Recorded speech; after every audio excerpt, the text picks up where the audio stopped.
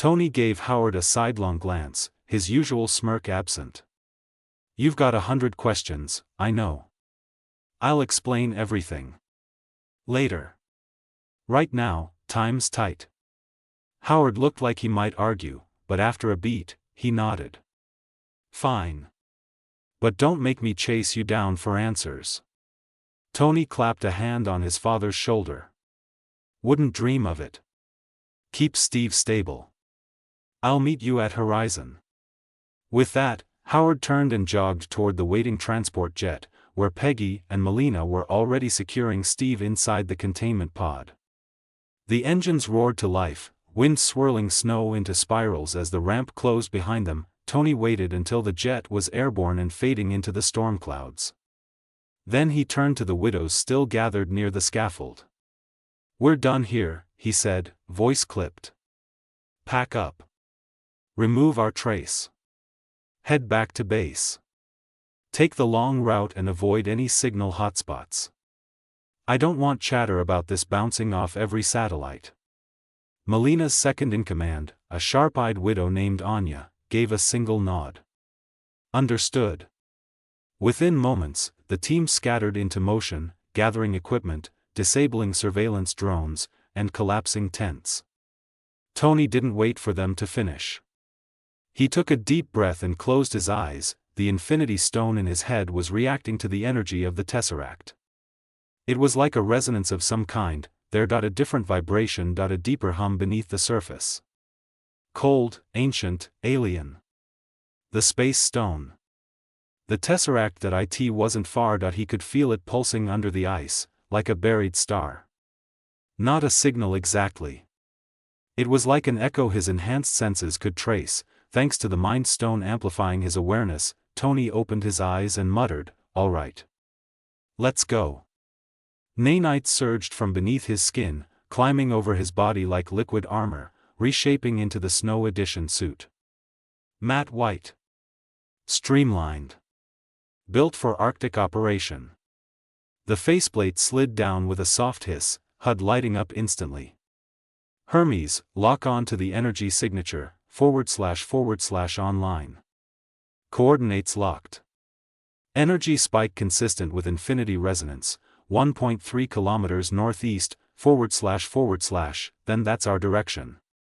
Tony launched into the sky, propulsion system flaring silently beneath his boots as the suit adjusted for altitude and temperature.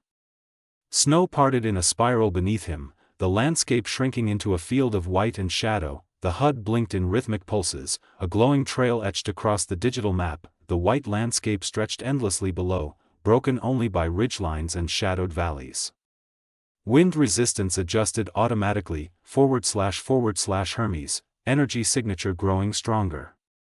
Distance to source, 1.3 kilometers, // the terrain shifted beneath him, less uniform, more fractured. He adjusted altitude, descending slightly as the pulse led him toward a low basin surrounded by ice-crusted peaks. Then he saw a shallow depression in the ice, nearly invisible from the air. But his sensors lit up the moment he passed overhead, // lock confirmed. Energy signature detected. Depth, approximately 14.2 meters, // Tony hovered in place, scanning. There were no structures. No wreckage. Just the ice and beneath it, the low, unmistakable hum of infinity-level energy. He could feel the Mind Stone in his head throbbing, giving him that old headache. He descended gently, boots touching down with a soft crunch. He knelt, pressing one palm to the surface. The HUD lit up again, a faint blue glow pulsing beneath the ice directly below him. Solid. Undisturbed. Sealed in time. Found you. He tapped into the deep scan mode, feeding more power into Hermes' quantum sensors. Readings came in clean. The tesseract was here. No container. No interference. Just raw energy trapped beneath layers of frozen earth, but it was starting to shift. Reacting to him. The Mind Stone, to be precise, tiny threads of blue light flickered under the surface, like veins of electricity trying to reach the air. The suit's reading spiked for a split second before stabilizing again, // warning, localized spatial distortion detected. Minimal, but increasing, / Tony stood. No time to wait. Time to dig. Panels slid open across his forearms, releasing a set of micro-excavation drones. They launched instantly, spinning into the ice in a precise formation. Laser drills flicked on, boring a tight vertical shaft through the frost. Steam hissed upward in curling tendrils. Below, the blue glow began to pulse faster. The Tesseract was waking up. The drilling continued for approximately half an hour. Tony took it slow and carefully controlled the drills because one wrong move and the Infinity Stone might activate and send him somewhere else or to some other part of the multiverse. The final layer of ice broke apart in a hiss of steam. Blue light flared from below as the drones hovered in formation, scanning the cavity they just cleared. There it was, the Tesseract, hovering slightly above the fractured floor, glowing with steady pulses of energy. It didn't rest on anything. It didn't need to. It floated as if it existed outside the rules of the terrain around it. Hermes, deploy containment protocol. Delta pattern. No direct contact. Tony ordered. The nanites on his left forearm shifted, flowing forward in a tight spiral. The drones reconfigured around the cube, forming a synchronized field. From the swirling nanites, a container took shape, compact, angular, reinforced with vibranium mesh and lined with energy-dampening nodes. It floated down into the pit, guided by Hermes microthrusters. The Tesseract reacted. Light pulsed faster. Energy flared at its corners, flickering toward the drones. Easy, Tony said. We're not here to pick a fight. The container opened midair. Panels extended outward. Magnetic locks engaged with a muted thump. The drones adjusted their formation, creating a directed null field to suppress the flare. The cube drifted into place on its OWN.NO touch. No contact. The container sealed around it instantly. A hex pattern shield shimmered to life, enclosing the cube in a tight web of energy insulation. The glow dulled inside, steady but contained. Status, Tony said. Hermes responded in his ear. Containment secure. Energy emissions are stable. No leakage. Tony didn't look away from the shaft. Good. Tag the site, mark it cleansed. No trace left behind, / confirmed. Wiping residual data from the local grid. No satellite ping, / Tony turned and took off, containment unit secured at his side. Snow scattered beneath him as he flew low and fast, angling back toward the ridge. He had what he came for, now he just had to keep it out of the wrong hands or maybe find a way to use it for a better purpose. Night, 11 p.m., Horizon Facility, Medical Bay. Steve Rogers lay in a sterile med bay, suspended in a narrow recovery cradle. Bionanites are already circulating in his bloodstream.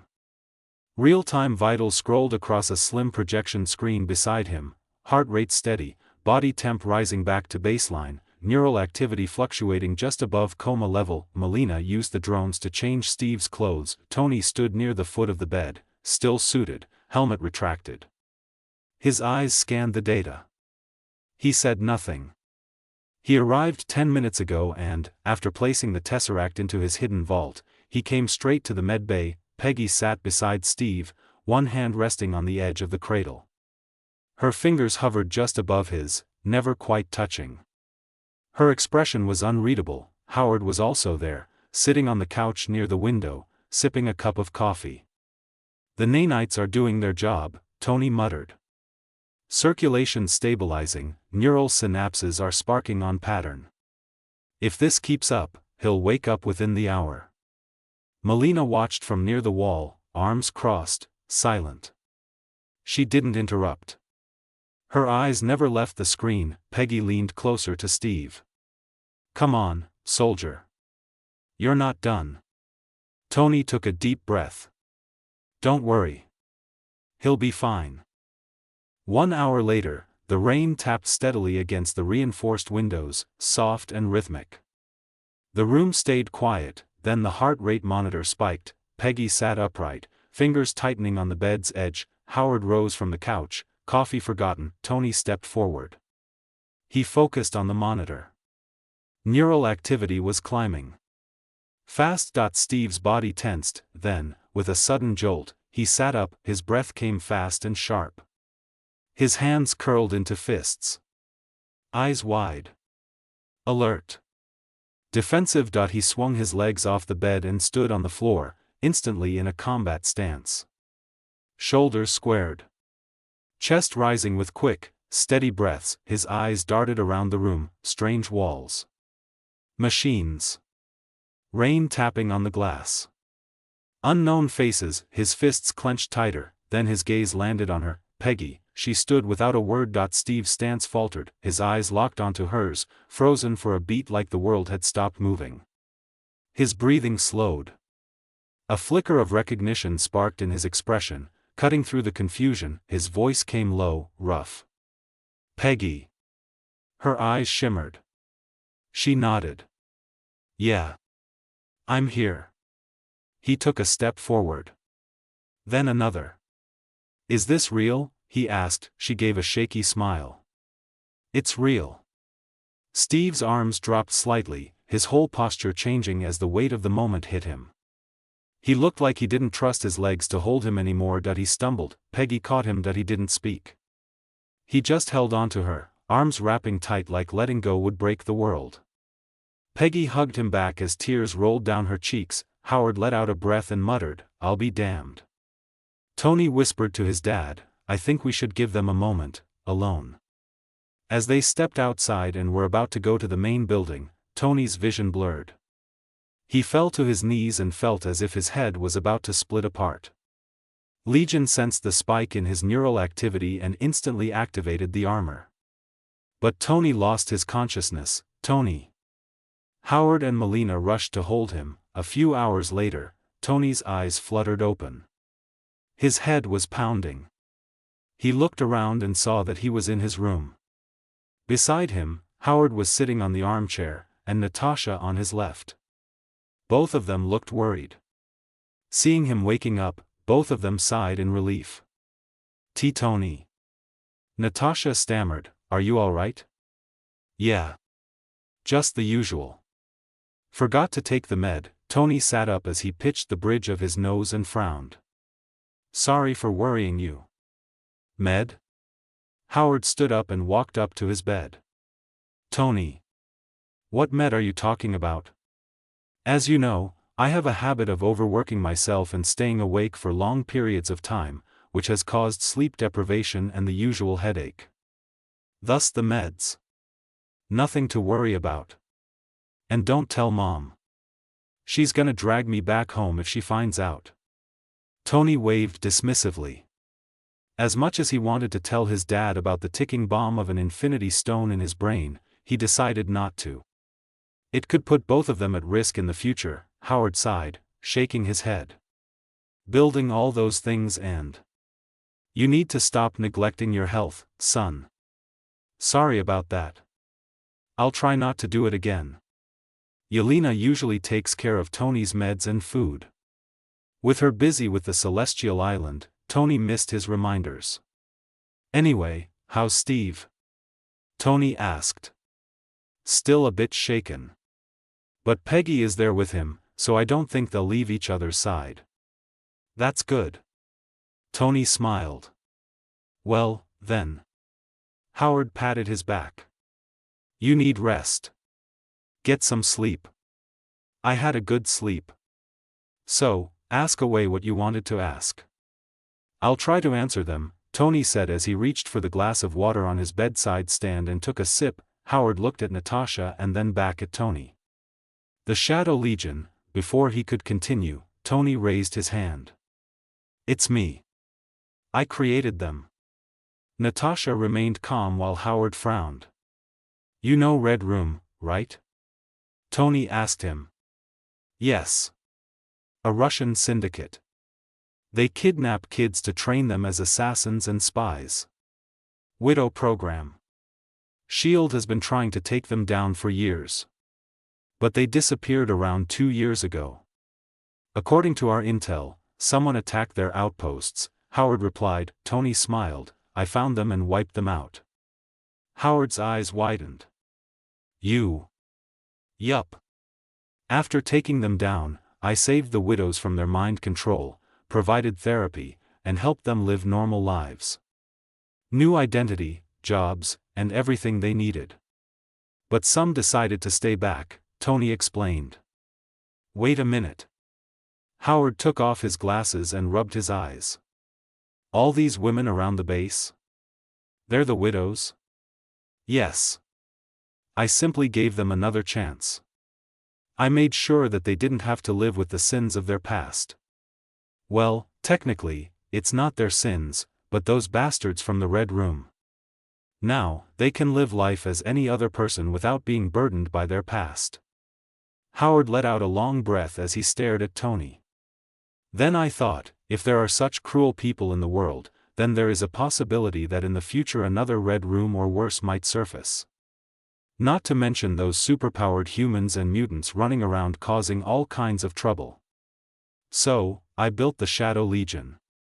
An elite team of enhanced individuals with the sole purpose of protecting people. Then I found out about the corrupt people in our system. Cops, government officials, SHIELD agents, Oscorp, Hydra, Hammer Industries, Mandarin, and many others. That's where we come into the picture. Our goal is to expose these people, eliminate them if necessary, take their black money and give it to those in need, and make the world a better place for everyone. Howard slumped back on the chair, deep in thought.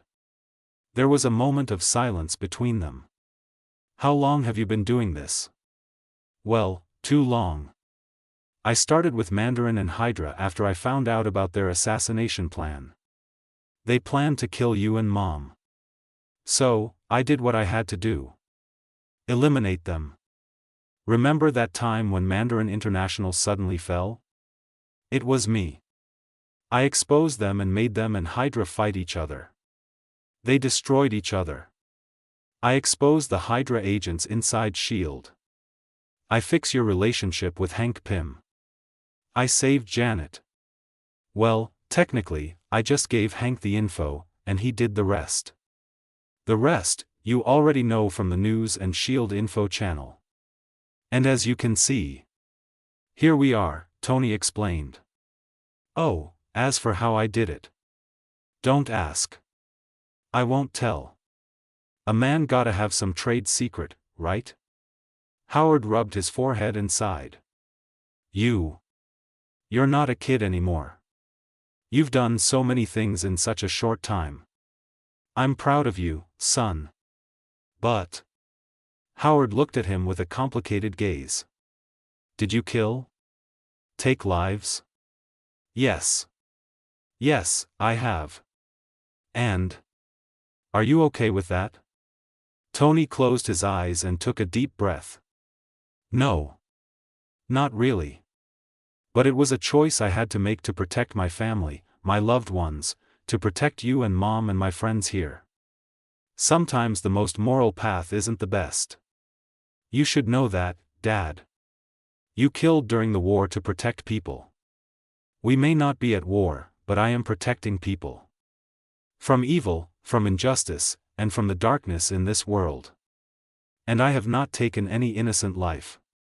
Howard remained silent, contemplating Tony's words. Natasha squeezed his hand tightly, smiling softly at him. I can't stop you, son. I never could. I don't think anyone could.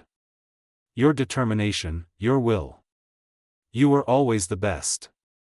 I knew it from the day I saw you solving the arc reactor's formula. But this. Even I never imagined you'd come this far.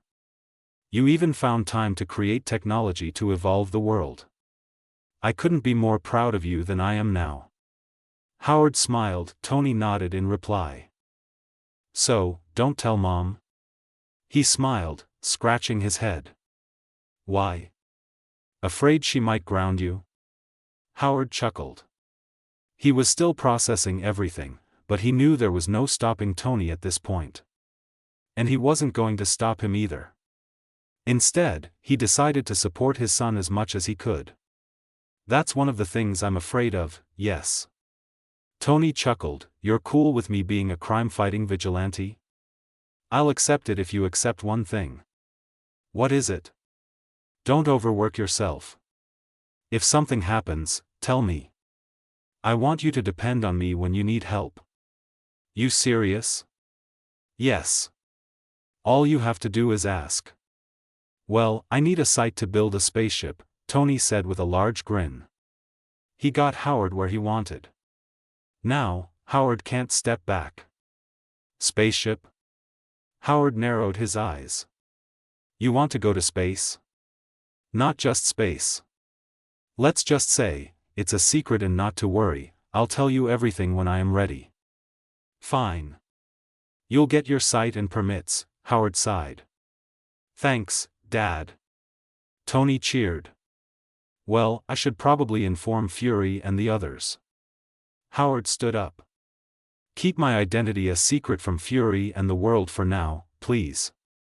I don't want S.H.I.E.L.D. interfering with my work. As for Peggy and Cap, I'll talk to them, Tony said. Okay. I'll keep it a secret for now, Howard nodded as he stood up. Just if you are planning on pulling another world-shifting stunt, please let me know in advance. Yeah. Got it, Tony chuckled. Howard patted his head and left the room. A few seconds later, you think he believed everything? Natasha asked out of curiosity because she had never seen someone believing things that easily, and here it's Howard Stark himself. Yeah. He believes in me and my decision. That's what makes him a great dad. He doesn't try to stop me even after knowing about my secret identity. I've seen many parents trying to stop their kids from pursuing their dreams. And then I thought to myself, I'm so lucky to have him as my dad. Tony smiled. Now, he wants to help me whenever I need help. Natasha nodded with a small smile, you think someday. She didn't complete the sentence, Tony knew what she wanted to say.